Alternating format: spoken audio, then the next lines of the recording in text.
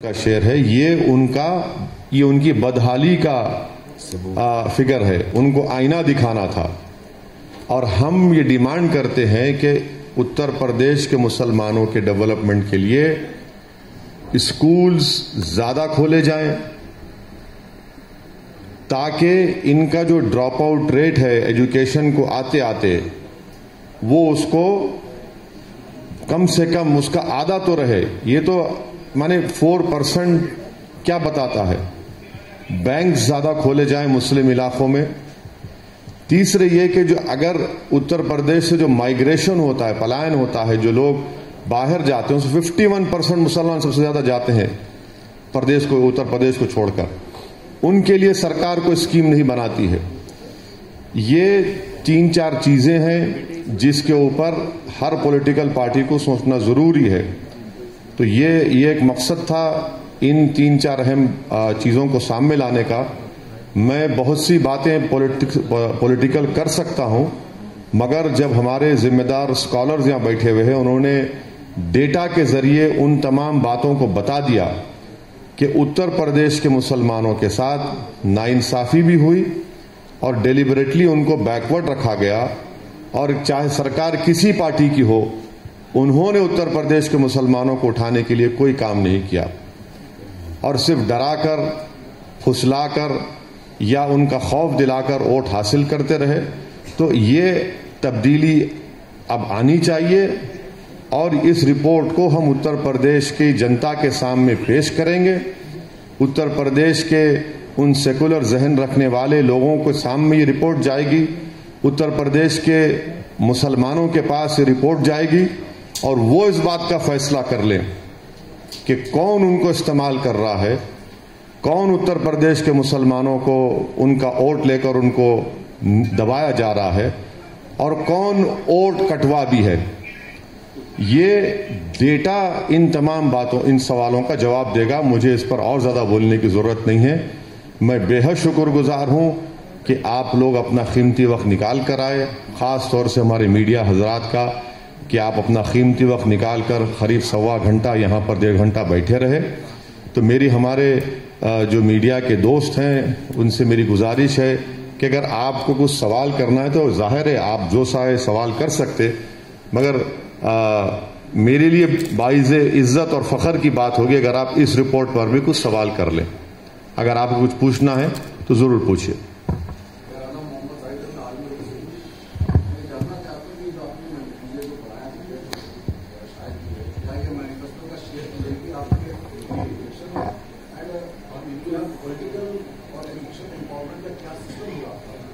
देखिए, ये हम MIM पार्टी कभी इलेक्शन मैनिफेस्टो आज तक नहीं निकाली। हमारा मानना यह है कि इलेक्शन मैनिफेस्टो जो भी पॉलिटिकल पार्टी निकालती है वो जनता को धोखा देने के लिए निकालती है। काम के जरिए से हम काम करते आए हैं। मिसाल के तौर पर बीजेपी ने कहा था कि हम 70 लाख लोगों को नौकरी देंगे, 70 लाख उनका 2017 का मैनिफेस्टो पढ़िए। और असेंबली में 7 फरवरी 2020 को योगी आदित्यनाथ के एम्प्लॉयमेंट के मिनिस्टर मौर्य साहब कहते हैं कि अनएम्प्लॉयमेंट रजिस्टर पर उत्तर प्रदेश के 33,20,000 लोगों के नाम लिखे हुए हैं। तो ये एक रिपोर्ट है। हम तो ये चाहेंगे कि हर पॉलिटिकल पार्टी इसको पढ़े, हर पॉलिसी मेकर इसको पढ़े, उत्तर प्रदेश के वोटर्स पढ़ें और वो फैसला कर लें कि क्या वाकई में मुसलमानों का तुष्टीकरण हुआ है, क्या वाकई मुसलमानों का अपलिफ्टमेंट हुआ है। नहीं हुआ है अपलिफ्टमेंट, ना अपीजमेंट हुआ है। और मदरसा एजुकेशन के बारे में आपसे कह दूं कि पार्लियामेंट में मैंने सवाल उठाया था। मुख्तार अब्बास नकवी ने यह कहा था कि उत्तर प्रदेश में जो स्कीम है सेंट्रल गवर्नमेंट की मदरसा मॉडर्नाइजेशन की, उसमें ना स्टेट गवर्नमेंट तनख्वाह दे रही है, ना योगी सरकार उनको उनका शेयर दे रही है। 40-60 का जो शेयर है, माने पूरे मुल्क में 5 लाख से ज्यादा मदरसा टीचर्स को 2 साल से तनख्वाह नहीं मिली है। और झूठ पे झूठ बोलती है मोदी सरकार के सबका साथ सबका विकास विश्वास। पार्लियामेंट के फ्लोर पर मुख्तार नकवी साहब वादा करे कि मैं रिलीज करूंगा पैसों को, जो 2 साल की तनख्वाह के पैसे नहीं दिए, अब तक नहीं दिए गए। तो ये इनकी मिसाल है। सर, ये जो आपने डेटा अभी जारी किया है, तो जो जारी हो रहा है हाँ, ये चुनावी मुद्दा होगा सर आपका? क्यों नहीं होगा? बिल्कुल होगा, बिल्कुल होगा, क्योंकि ये तो कोई हवाई फायरिंग नहीं है ना, ये तो कोई झूठ नहीं है। और इसको ये हमारी रिक्वेस्ट पर इन तमाम स्कॉलर्स ने, जो वर्ल्ड रिनाउंड स्कॉलर्स हैं, मैं इनका शुक्रगुजार हूं कि उन्होंने कि मुझ जैसे हकीर की इस रिक्वेस्ट को कबूल किया। मकसद ये है कि जनता को मालूम हो, खास तौर से माइनॉरिटीज को मालूम हो कि कैसे उनको इस्तेमाल किया जा रहा है, सिर्फ डरा फुसला कर और उनको धोखा देकर इस्तेमाल किया जाए। यकीनन हम जब चुनाव होगा तो इन चीजों को सामने रखेंगे, क्योंकि अक्सर ये हमारे पॉलिटिकल अपोनेंट्स एमआईएम पार्टी के बारे में बोलते हैं कि ओवैसी जज्बाती तकरीर करता। अब ये जज्बात क्या है? फिर ये डेटा क्या बोल रहा है? क्या बोल रहा है ये? इसका जवाब है कोई समाजवादी के पार्टी के पास, बीएसपी के पास, बीजेपी के पास? ये तो मैं अपने घर बैठकर नहीं बनाया हूं ना, ये सच्चाई उनको चीखे मार मार कर कह रही है कि उत्तर प्रदेश के मुसलमानों से नाइंसाफी हुआ है। ये आईना दिखाता है ये रिपोर्ट उन तमाम लोगों को, और ये बहुत सालों के बाद ये रिपोर्ट आई है जो स्टेट स्पेसिफिक है। Sachar committee, Kundu committee, Ranganath Mishra commission, वो पूरे मुल्क के लिए थी। ये स्टेट स्पेसिफिक एक रिपोर्ट है ये। सर चुनाव से पहले, ठीक पहले, हाँ, टाइमिंग पर भी सवाल उठेंगे कि हाँ बिल्कुल बिल्कुल, क्या सकती थी 2 साल पहले? हाँ बिल्कुल, टाइमिंग ही असल चीज है पॉलिटिक्स में। पॉलिटिक्स इज क्या है? पॉलिटिक्स जो है सही वक्त पे सही फैसला लेना है। तो ये सही वक्त है जब आप सब मिलकर, माने पॉलिटिकल पार्टीज मिलकर, सबके सामने बुरा बनाकर मुसलमानों को पेश करते हैं।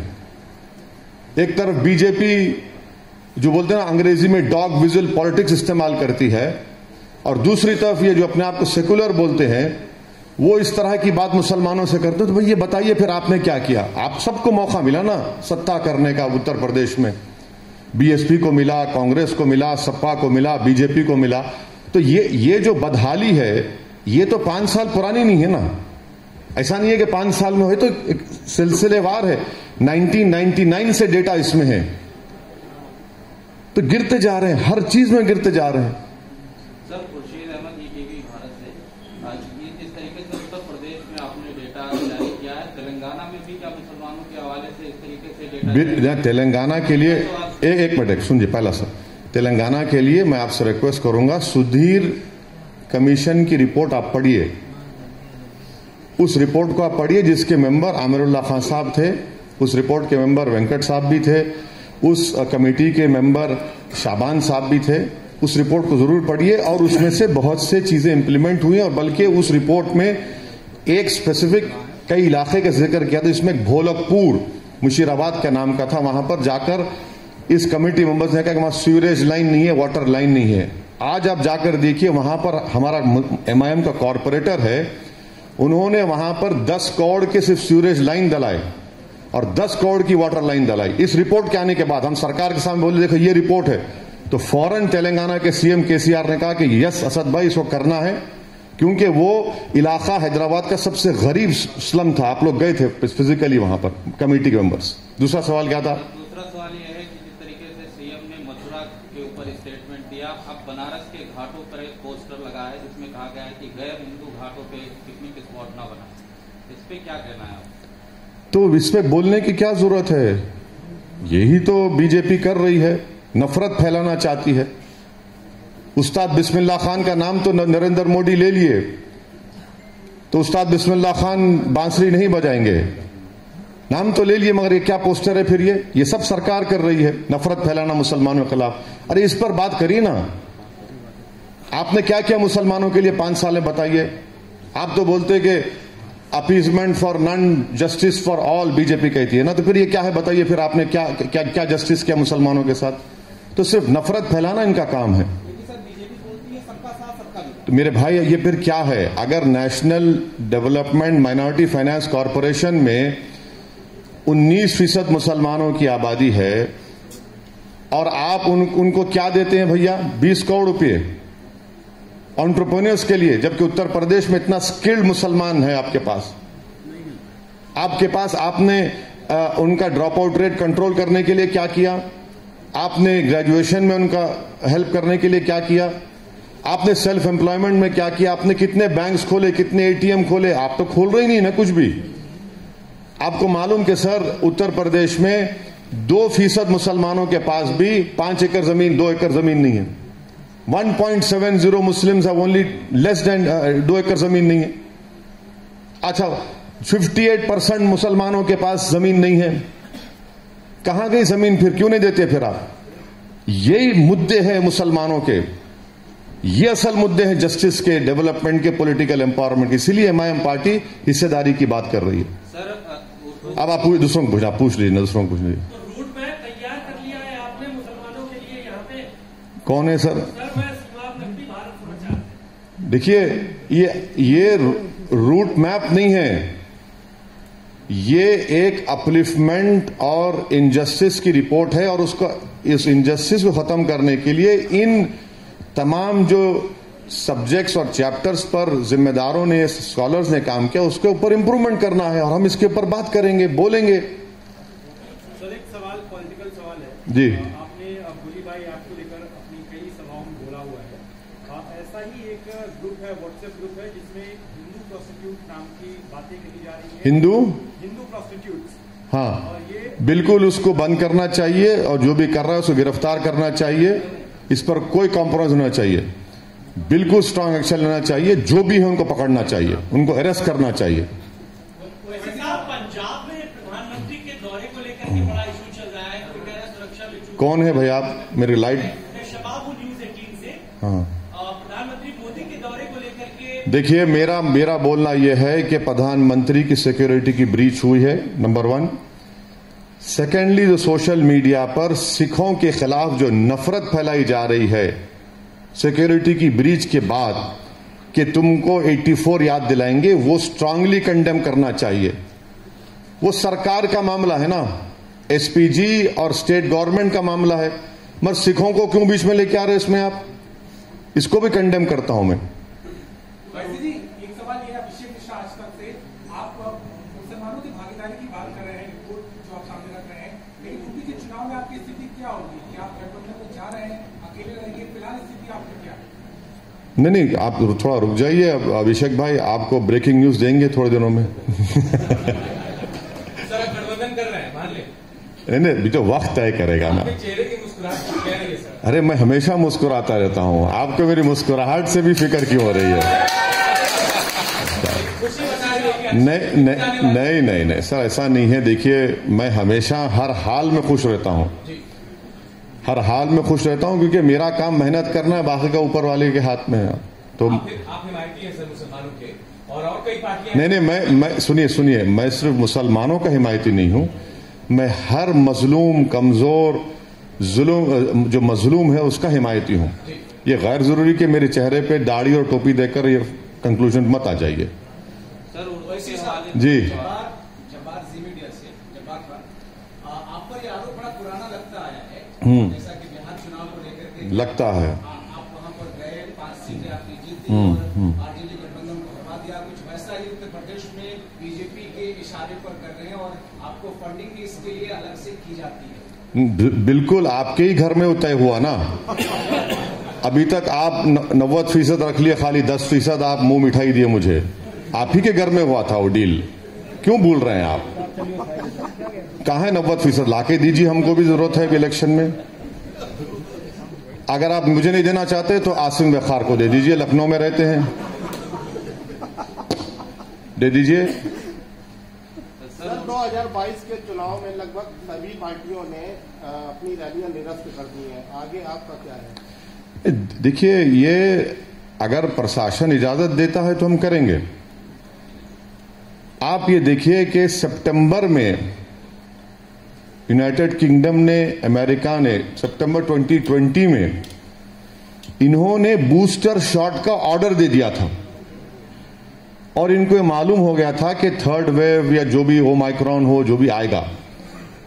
हमारी सरकार कब ऑर्डर देती है भाई? बायोलॉजिकल ई को 1400 करोड़ हमने कब दिए, पूछिए। कब दिया आपने दिसंबर में दिया, और 15 जनवरी के बाद ही, जिसको गवर्नमेंट बोल रही प्रिकॉशनरी शॉट बोल रही उसको, वो सिर्फ इमरजेंसी ऑथराइजेशन के लिए होगा, हमारे हेल्थ वर्कर्स पे होगा, और जो 60 साल के ऊपर है फिर देश की पूरी जनता क्या करेगी? यानी हम खाक हो जाएंगे तुमको खबर होने तक। जो गलती मोदी सरकार ने सेकेंड वेव में से पहले की थी, अब कर दी है गलतियों, वो सबक नहीं हासिल किए सेकेंड वेव के बाद। अब जितना भी जो बायोलॉजिकल ई का एक है, सीरम का एक वैक्सीन है, और आपके कोवैक्सीन का एक नेजल वैक्सीन है, और mRNA का पुणे का है, ये सब कब आएंगे पूछिए बीजेपी वालों से। कब जनता को लगेंगे पूछिए, प्रिकॉशनरी बोलिए, बूस्टर शॉट बोलिए, कब लगेंगे? अगर आप वो कर देते तो हम इस थर्ड वेव को थोड़ा बहुत रोक पाते। सर, उर्दू के हवाले से एक सवाल है कि यूएनआई जो न्यूज एजेंसी बड़ी है, उर्दू को नष्ट करती है, मरकजी हुकूमत बड़ा बजट देती थी, वो कम हो गया। उत्तर प्रदेश में नया दौर एक मैगजीन उर्दू का निकलता था, वो गुज़िश्ता 1.5 बरस से बंद है। उत्तर प्रदेश में कई उर्दू मीडियम स्कूल हैं जो बंद हो चुके हैं और उसमें टीचर्स नहीं हैं। आज जिस तरीके से कहा जाता है, मेरे भाई आप ये देखिए, जो बंद हो रहे हैं ना, ये तो 5 साल से चल रहा है ना सिलसिला बंद होने का। तो आपको पूछना चाहिए सवाल अखिलेश यादव को, जिसके ख्वाब में श्री कृष्ण आकर कह दिए कि अब आप बन गए मुख्यमंत्री। इनसे पूछिए कि भाई आपके ख्वाब में ये स्कूल नहीं आते क्या? आपके ख्वाब में उर्दू की डेवलपमेंट नहीं आता है क्या? आपके ख्वाब में सिर्फ मुस्लिम वोट नजर आता है आपको, एक गुलाब जामुन की तरह के खा लो इसको और भूल जाओ। तो यही तो हम कह रहे हैं कि बिल्कुल सही है। उर्दू तो मुसलमानों की जबान नहीं है ना, उर्दू तो भारत की तहजीब का, कॉम्पोजिट कल्चर का एक बुनियादी हिस्सा है। यही उर्दू थी जिसने नारा दिया था इनकलाब जिंदाबाद आजादी की लड़ाई में। आपने इसको जोड़ दिया एक मजहब से, बिल्कुल गलत है, इसीलिए नाइंसाफी की जा रही। और कुछ सवाल तो नहीं, चलते हैं सर पर। थैंक यू सर, बहुत शुक्रिया आप लोगों का, थैंक यू वेरी मच। आप तमाम का जो आए हाजरीन का शुक्रिया बहुत।